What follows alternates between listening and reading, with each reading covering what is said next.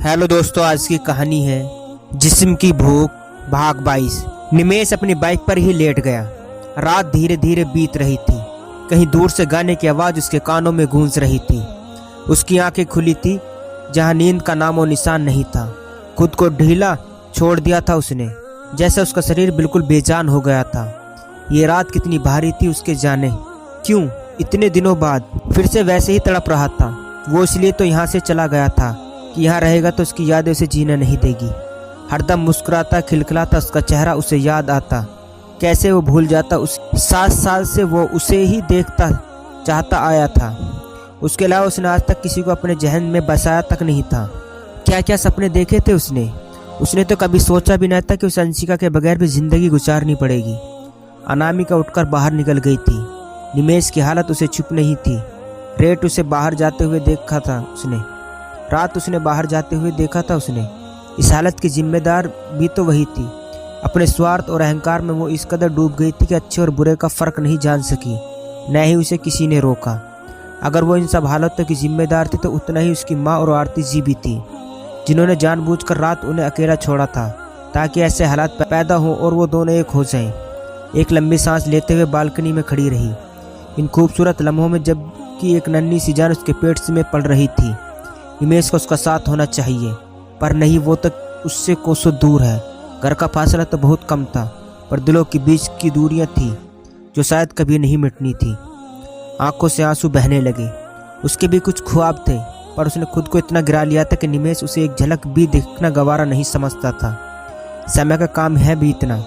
वो बीत रहा था, पर आंखें खुली ही रह गई। ना तो अब नींद आनी थी और न ही इसके दिल को करार। बालकनी में जमीन पर बैठे बैठे वह भावनाशून्य होकर देखी गई।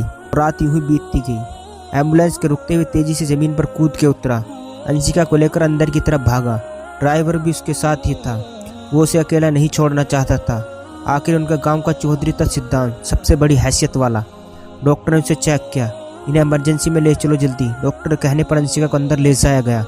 ऑपरेशन रूम के बाहर खड़े वो दोनों अपनी स्थिति की अलग अलग आयाम दे रहे थे। ड्राइवर की ज़बान से अंशिका के लिए बस दुआ ही निकल रही थी। वो उसके मालिक की बहू थी। वो किसी भी तरह सिद्धांत को अकेला नहीं छोड़ सकता था। क्या पता क्या ज़रूरत आन पड़े। अंदर 3 डॉक्टर्स की टीम थी जो अंशिका को लगातार जिंदगी की तरफ लौटाने की जद्दोजहद कर रही थी। सिद्धांत टेबल पर अपने सीने पर हाथ रखे बैठा था। उसे बिल्कुल होश नहीं था। आंखें आंसुओं से भरी थी। चेहरे पर दर्द ही दर्द था। उसकी वाइट शर्ट खून से सनी हुई थी। एक जगह टकटकी बांधे भावनाशून्य से देख रहा था। कोई भी शख्स उस वक्त उसे देखकर उसके दर्द का अंदाजा लगा सकता था।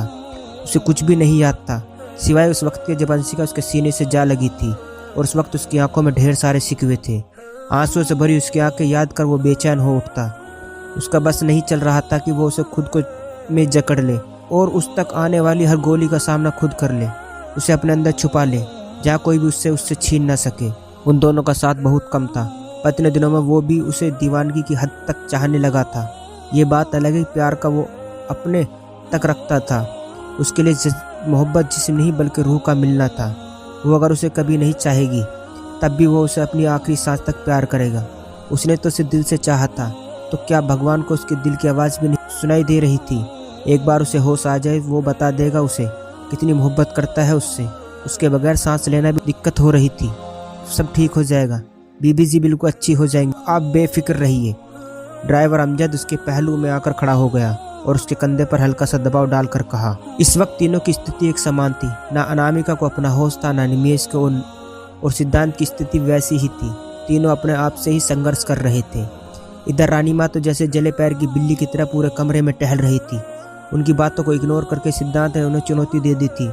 तो क्या वो लड़की उसकी ज़िंदगी में उनसे ज़्यादा मायने रखती है? ये ख्याल आते ही उनकी आंखें अंगार की तरह लाल हो गई। उस सोच कर वो बाहर निकल गई। अब उन्हें खुद कोई एक्शन लेना है, वरना सब कुछ हाथ से रेत की तरह फिसल जाएगा और उनकी सारी सत्ता कमज़ोर हो जाएगी। क्या होगा आगे जानने के लिए कहानी का अगला भाग ज़रूर देखें। दोस्तों, ये था जिस्म की भूख भाग 22। दोस्तों, कहानी अच्छी लगी हो तो चैनल को सब्सक्राइब करना न भूलें।